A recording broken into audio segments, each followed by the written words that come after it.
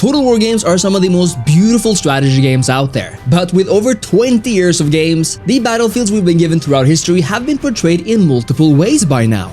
Now you might think that time is linear, and that progression in technology and knowledge and therefore graphics would also be linear. But I'm here to tell you that this is not always the case, and it certainly isn't in Total War. In this video, we're going through every 3D Total War game, ranking all of them from worst to best, based solely on how each game depicts their battles visually. Since this would be a fairly skewed ranking due to the crazy differences in time and budgets for each game, I have decided to judge them based on a mix of how they were depicted when they came out and how they would be perceived now. And we're taking into account everything from pure visual fidelity to art styles and design direction. I have further decided to lump together the Warhammer games into one, and judge them solely on the series' third entry.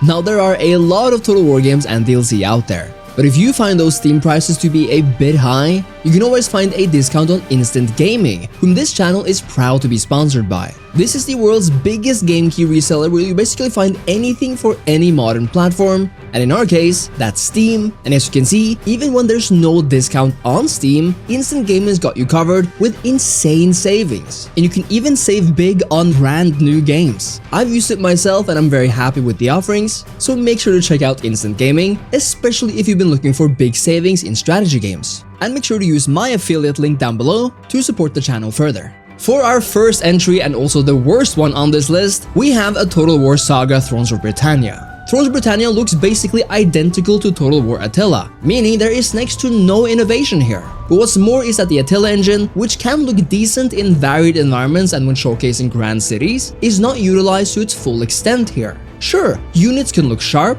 their animations are good, and on a fundamental level, this looks and feels like Attila. But it's the addition of the purely Britannic, grey and muddy look we have here, the complete lack of contrast and color, and the in general very bland look of it all, not to speak of the somewhat dodgy anti-aliasing, that destroys the experience for me. Because you know, Britannia doesn't have to look like this. In fact, Britain is quite colorful.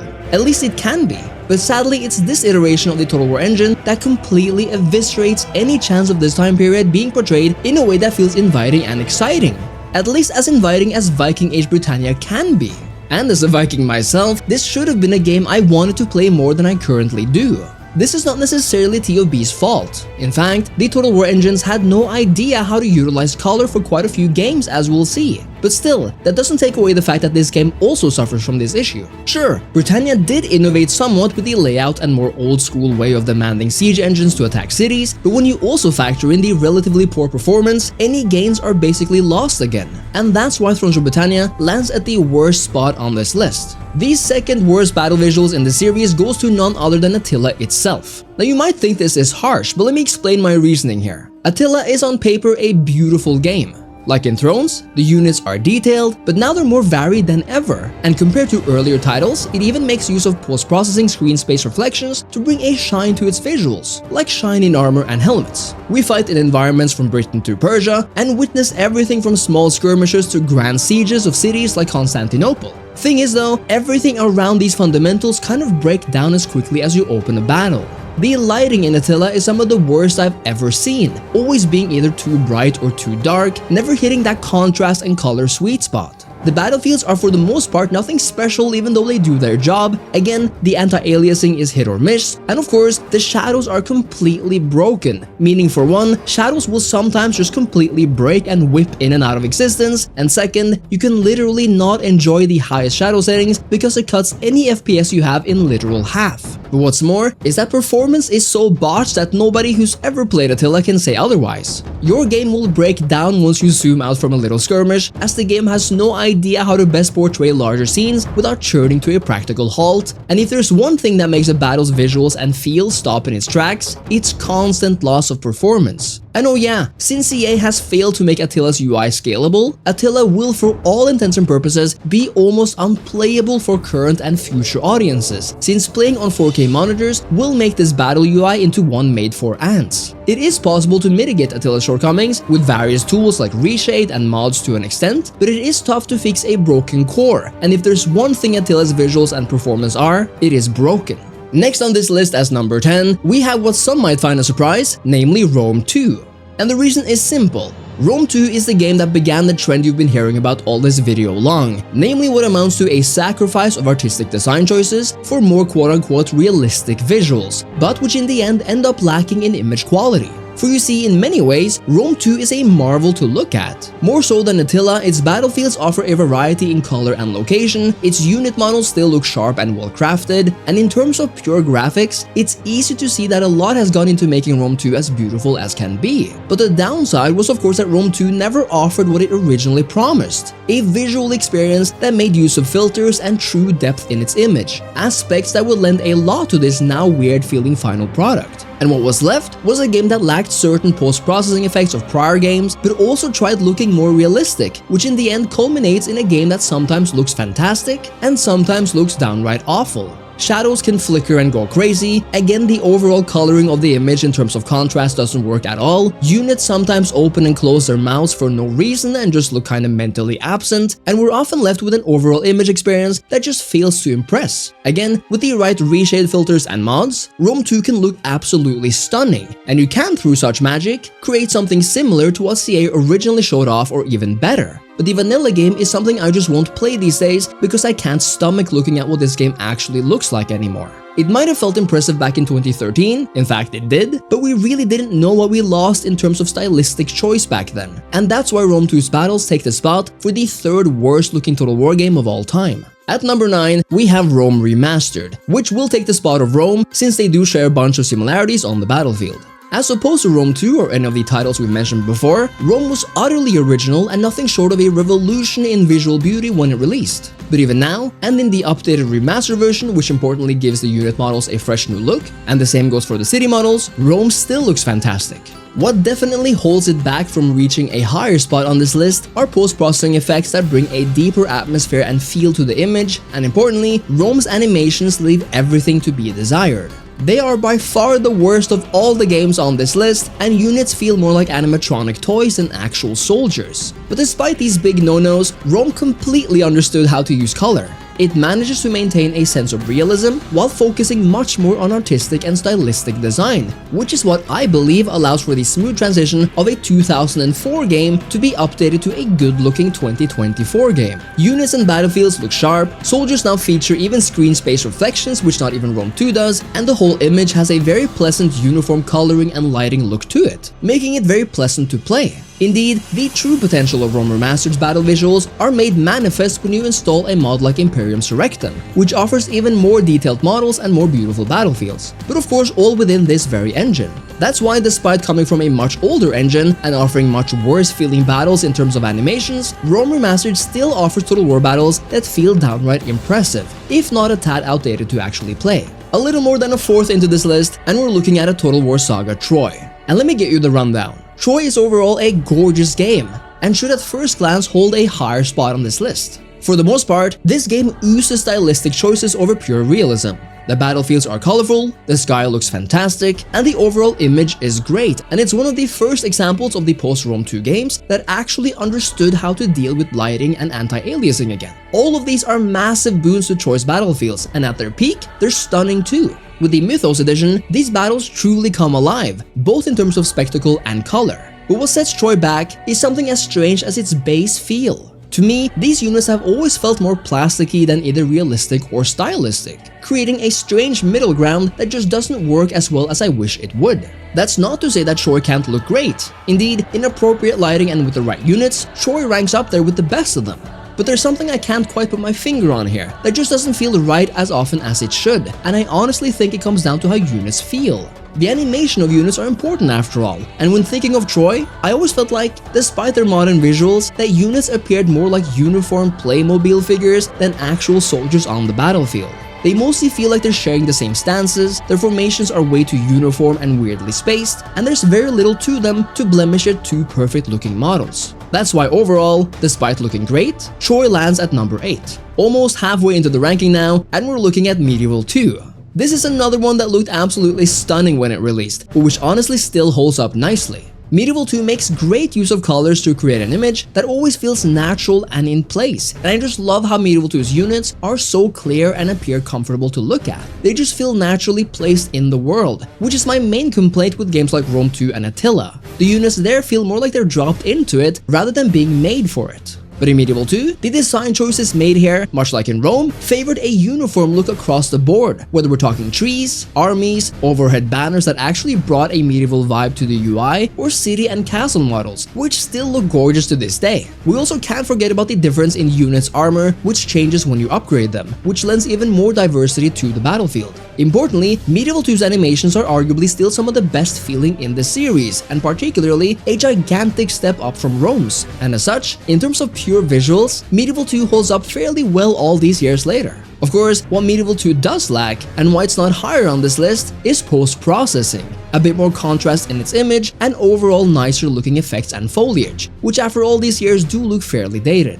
The skybox does leave a lot to be desired at this point, but the worst offender here might just be the camera controls, which currently makes the entire thing feel a lot harder to maneuver. Medieval 2's overall visuals is that early 2000s perfection, but it's still an early 2000s game, meaning you will notice its shortcomings. Thing is though, due to its near-perfect foundations, whether on open battlefields or sieges, Medieval 2 would do even better than Rome as a remaster, and that's something I would pay a lot to see. For now, reshade filters and mods will have to do.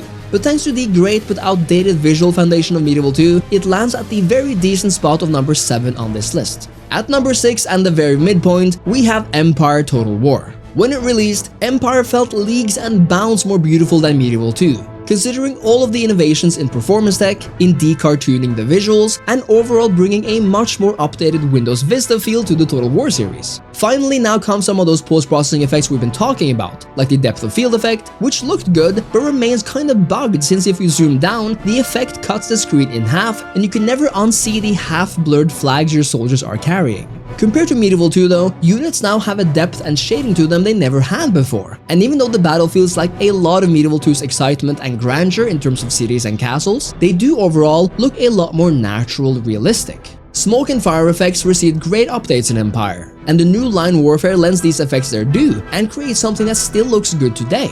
However, Empire still feels a bit crude compared to what will come after it. The contrast in the image could be more pronounced, things like fog, distortion, depth of field, and heat effects are either quite basic or just non-existent, and I maintain that the units look a lot better than the terrain they're walking on, even though the units for today's standard might lack a whole lot of detail and physical depth. Combine it all, however, with the fantastic naval battles, the first of its kind, and you see a water world like never before, absolutely stunning not just for its time, but is something which still looks gorgeous. These ship models still have me gasping for air, and the sight of a cannon fire volley hammering another ship leaves very little to be desired. And combined, despite its shortcomings, it's why Empire lands at number 6. We're suddenly in the top 5, and at spot number 5, we find arguably the odd one out in the series, Warhammer 3.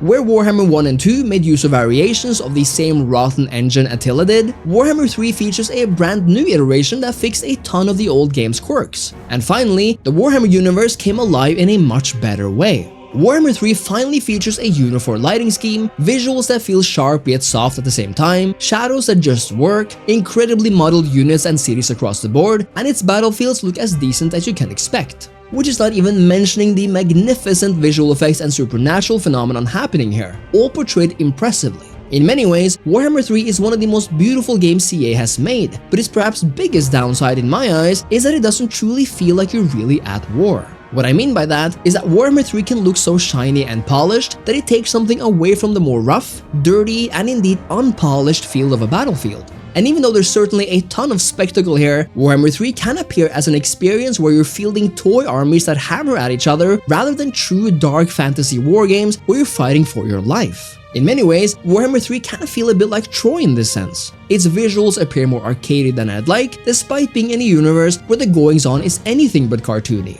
That's where I feel Warhammer 3's visual cognitive dissonance hurts the most, because even though Warhammer 3 can look visually stunning, I'm always reminded of its not-so-serious vibe at the end of the day. Despite this, its near-visual perfection compared to its predecessors must be commended, and so must the performance, which has been improved immensely over the previous titles. At number 4, we have Shogun 2.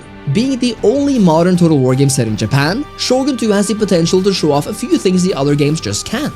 But in many ways, it doesn't do a great job of feeling truly unique in terms of its battlefields. In fact, Shogun 2's actual terrain has always appeared kind of bland and underdeveloped to me, even though they admittedly can feature the likes of hills and forests, rivers, and faraway mountains, and the odd cherry blossom and flower petals moving in the wind. But where Shogun 2 truly shines is in the details of its units and the actual battles. In 4K, Shogun 2 looks positively modern despite now being more than a decade old. Its samurai look not only sharp but also colorful. It's awesome to simply watch them march forward, as it feels like every unit moves distinctively asynchronously, making it feel natural in a way even more modern games can't. Watching its trebuchets fire off a good old fiery rock is incredibly satisfying. And when it all comes together in mayhem, with two armies clashing, Shogun 2 offers those Total War battlefield moments that are tough to top by any other. In the right weather, Shogun 2's battles can look even better than when it's simply sunny, bringing a mood shift that you really feel. And even though it is awesome that the game's battles, when including Fall of the Samurai especially, feature such a diverse pool of units and their capabilities, Shogun 2 would have been higher on this list if CA didn't cheap out on the gunfire effects, which has a noticeable and weird drop in quality from the two previous games in the series. But other than that, Shogun 2's overall image quality, uniform look, and carefully crafted details in animations and armor not only sets it apart from the other games in the series, but can also be enhanced with some simple reshade filters, and deserves being in the top 4 on this list. And now, for the top 3 best looking Total War battlefields, we begin with the third, and it's none other than Total War Pharaoh Dynasties. Pharaoh had a rough launch, but over time, CA Sofia managed to include a bunch of stuff that not only made the game better, but also improved its battlefields. And in total, few battles now feel as satisfying to watch and play as these do.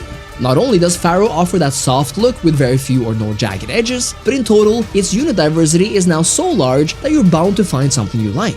Pharaoh's units are however at their worst when they're wearing no armor, since its lighting engine doesn't do as well with nothing to reflect off of. This means that just like in Troy, its units can appear plasticky and toy-like, and they can come across as much too clean and polished. But the moment you add armor to them, they receive a shine and a depth that suddenly appears quite striking.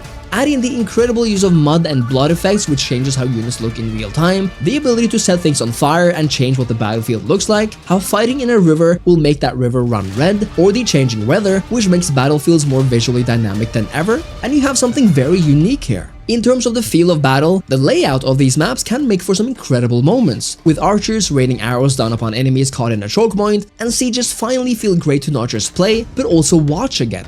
Pharaoh Dynasty somehow even offers some of the best unit collision system I've seen. Charges with chariots look and feel fantastic, and the lethality system makes it so spectating the fighting or a good bow volley is more satisfying than in a long time. But because of the early time period, Pharaoh Dynasties loses out on some of the more spectacular sights and effects, but still lands on the highly respectable 3rd place. At number 2, we have the second most gorgeous Total War battlefields ever, and I am of course talking about Napoleon. Now you might think, Andy, how can a game from 2010 be one of the best looking Total War games of all time? Well my friend, I'll show you. Napoleon takes Empire's engine and revamps it to the almost unrecognizable.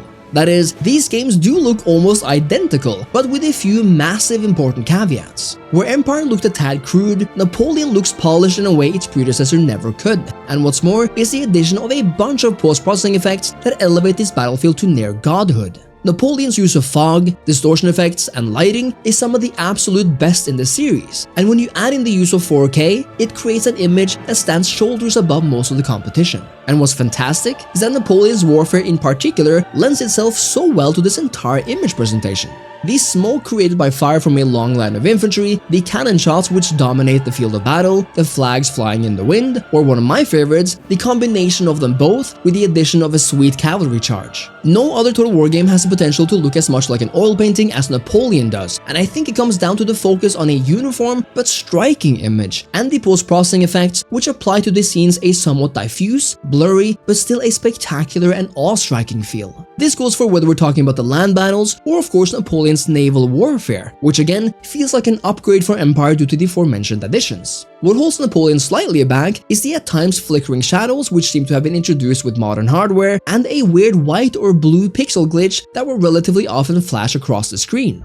Napoleon simply comes across as so clean, yet detailed and sharp, colorful yet moody, that it cements itself as a shining example of how to paint a Total War battlefield, and handsomely wins the silver medal for the second best Total War battlefields of all time. And finally, the moment you've all been waiting for, the title of the most beautiful Total War battlefield of all time, the true meaning of Art of War, poetically and very appropriately, goes to Total War 3 Kingdoms. 3 Kingdoms offered the first true new iteration of the post-Rome 2 engine upgrade, and it really shows. The visuals simply look more polished and clean than ever before, and the performance is also virtually impeccable. But the real treat here is quite literally everything.